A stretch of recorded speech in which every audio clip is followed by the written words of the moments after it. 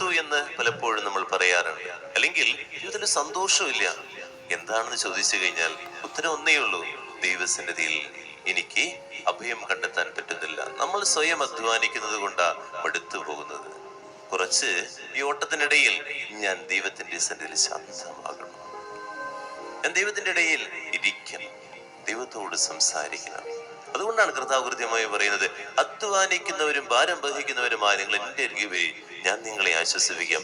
എല്ലാം നമ്മുടെ തലയിലൂടെ നടക്കുള്ളൂ, എല്ലാം ഞാൻ ചെയ്താലേ നടക്കുള്ളൂ എന്ന് ചിന്തിച്ച് നമ്മൾ മുന്നോട്ട് പോകുമ്പോൾ നമ്മൾ അവസാനം മടുക്കും, ഒറ്റപ്പെടും, നിരാശപ്പെടും. അങ്ങനെയല്ല, എല്ലാ ദിവസവും ഈ അധ്വാനമൊക്കെ കഴിഞ്ഞ് കർത്താവിന്റെ സന്നിധിയിരിക്കണം, ആ ദൈവത്തോട് സംസാരിക്കണം.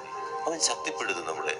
ഞാൻ തനിയല്ല അധ്വാനിക്കുന്നത്, എൻ്റെ ദൈവത്തോട് ചേർന്നാണ്. ദൈവമാണ് എനിക്ക് വേണ്ടി യുദ്ധം ചെയ്യുന്നത്. പുറപ്പാട് പുസ്തകത്തിൽ പറയുന്നുണ്ടല്ലോ, നിനക്ക് വേണ്ടി നിന്റെ കർത്താവ് യുദ്ധം ചെയ്തു കൊടുക്കും.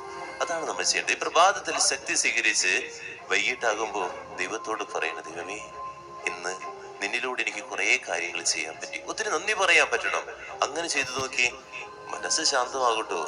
അല്ലെങ്കിൽ സ്വയം ഓടുമ്പോൾ കുറെ കഴിയുമ്പോൾ നമ്മൾ വിഷമിക്കും, കുറേയേറെ മടുപ്പ് തോന്നും, നിരാശപ്പെട്ട് ഇങ്ങനെ മനുഷ്യൻ മുന്നോട്ട് പോകുന്നതിന് കാരണം ഇതൊക്കെ തന്നെയാണ്. മുഖം വഹിക്കുന്ന രണ്ട് കാളകളാണ് ഈ നിലമൊക്കെ ഒഴുകുമ്പോൾ. അതിൽ ശക്തനായ കാളയും അതുപോലെ ഒരു കുറവുള്ള കാളയും ഉണ്ടായി. ഈ ശക്തനായ കാള ഈ കുറവുള്ള കാളകളെ ശക്തിപ്പെടുത്തുമെന്നുള്ളതാണ്. ഇത് തന്നെയാണ് ദൈവം നമ്മൾ ചെയ്തുകൊണ്ടിരിക്കുന്നത്. ആ ഭാരമൊക്കെ ദൈവം ഏറ്റെടുക്കും. നമ്മുടെ കുറവുകളെയൊക്കെ കർത്താവ് ഇങ്ങനെ സഹായിച്ചു കൊണ്ടിരിക്കും.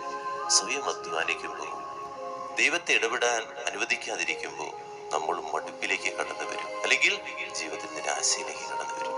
അതുകൊണ്ട് എപ്പോഴെങ്കിലും മനസ്സിലാക്കുക, ഞാൻ മടുത്ത് നിൽക്കാണോ, നിരാശപ്പെട്ട് നിൽക്കാണോ, ജീവിതത്തിൽ തോറ്റു നിൽക്കാണോ? ഞാൻ ദൈവത്തെ ഇടപെടാൻ അനുവദിച്ചിട്ടുണ്ടോ? ദൈവത്തിന് വേണ്ടി സമയം കൊടുക്കാൻ എനിക്ക് മനസ്സുണ്ടോ?